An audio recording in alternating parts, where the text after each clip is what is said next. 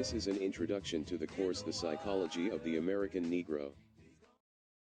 By the 19th century, the interest in psychology as a pertinent and legitimate field was well established. In much of Europe, there was a full-throttle mission to unfold the workings of the human mind and to explain both the rational and irrational behavior of human beings. The work of prevenient philosophers was being challenged, expanded on, and reinvented. Many of the theories of early psychologists such as René Descartes, John Locke, and even Socrates and Aristotle, were cleverly placed on either the chopping block or on display, then used to codify new fields of interest. Similarly to the work of Ivan Pavlov, the work of many early behaviorists can strategically be found among seemingly non-related science. While Wilhelm Wundt is usually credited as being the father of psychology, he is more accurately the first to establish an experimental psychology lab. By incorporating the scientific methods to study the human mind and behavior, he was able to gather the empirical data needed to concrete the field as its own. Wundt also acted as a marketer for psychology, spreading his findings and methods to enhance its study. Like others whom had attempted before him, he combined biosciences, philosophy, and social sciences. However, his incorporation of the accepted methodology made all the difference. Finally, psychology was recognized as an independent and noteworthy force in the scientific community. Wundt was concerned with feelings, sensation, perception, introspection, and the idea of multiple external stimuli. According to his experiments on himself, humans were not capable of simultaneous responses to multiple stimuli. Many of Wundt's theories were met by criticism. Many critics felt that his work was adumbrated by his own opinions, but Wundt's assiduous writing habits made him a hard act to follow. In addition to establishing a true psychology lab, Wilhelm Wundt also mentored other psychologists who have generously contributed this field. His protege included Edward B. Titchener, a strong proponent of structuralism, James Cattell, the first professor of psychology in America, and G. Stanley Hall, the first president of the APA. This indirectly spread Wundt's influence of the field of psychology to distances that continue to span the globe. Once completely dominated by Europeans, by the 1900s, psychology had become largely dominated and influenced by American theorists. The emergence of new ways to categorize and systematically describe the processes of thinking became a catalyst for American society. As a result of the work of early American psychologists, the facets of social justice, civil rights, and equality were solidified. With this solidification, would come the realization of the importance of women and minorities into the field of psychology. With Darwinism on the rise, it became an increasingly important task to advocate on those entities who were considered less fit, or more specifically, at the bottom of natural selection's list of benefactors. This spark was ignited by the great professors of the 19th century, Edward B. Titchener and G. Stanley Hall. It is currently continued by psychology professors at every level worldwide. In a style comparable to biblical lineages, Titchener begot Margaret Floy Washburn, who in 1894 became the first woman to receive a PhD in psychology, and G. Stanley Hall begot Francis C. Hall, who later was coined the father of black psychology.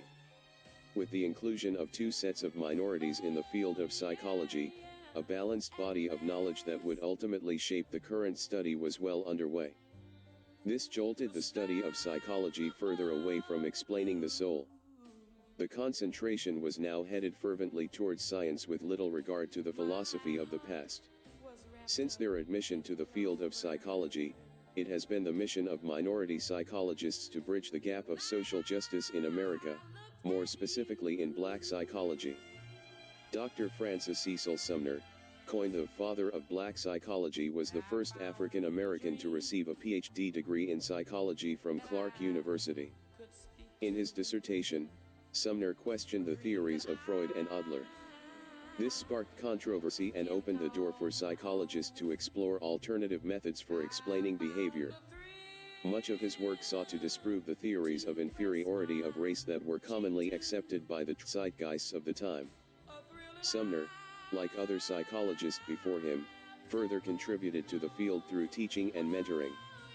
One of his students, Kenneth B. Clark, continued his work in the area of black psychology.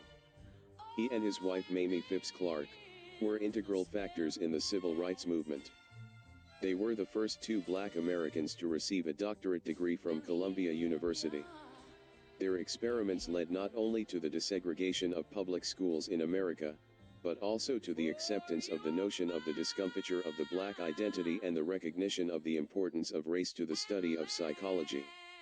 Race and ethnicity are key factors in determining psychosocial patterns and universalities among common people. It is therefore pertinent to our studies in the field of psychology to be concerned with these two issues.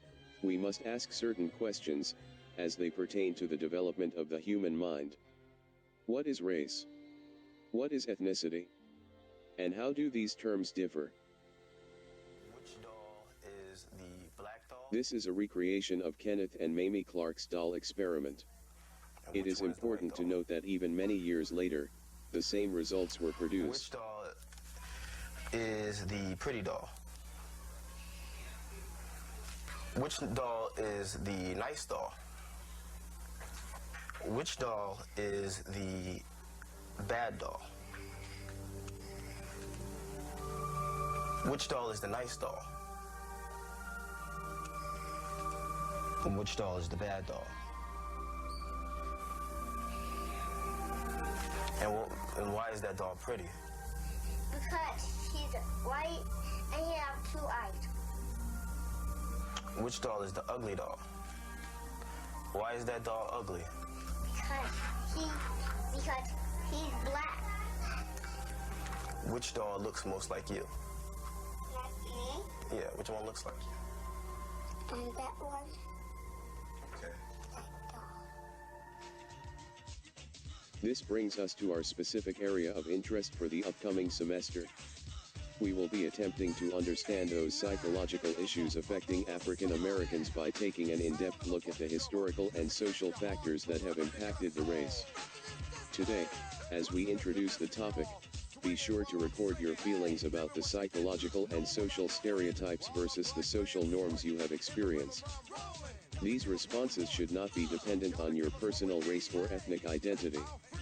We will revisit these lists before our debates in the 12th week of class. I have begun a timeline of the history of black psychology, which you will be asked to complete throughout this course. Please read through the syllabus and be prepared to thoroughly engage and participate in this course. Remember, it is the evolution of psychology since its induction into American society marks the true identifying demarcation of the field. The shifts of the study of psychology from the personalistic view once held, to naturalistic one, is largely responsible for the benefits society has gained from it. As concepts lost their focus on a great man such as Freud or Darwin, they became more open and inclusive to those who may have been previously marginalized by the field. Largely accepted theories were replaced by the study of a compilation of many contributors from a broad range of fields. It is this more natural way of viewing the world, which continues to guide many budding psychologists as we attempt to understand holistically and further unlock the intricacies of the human mind.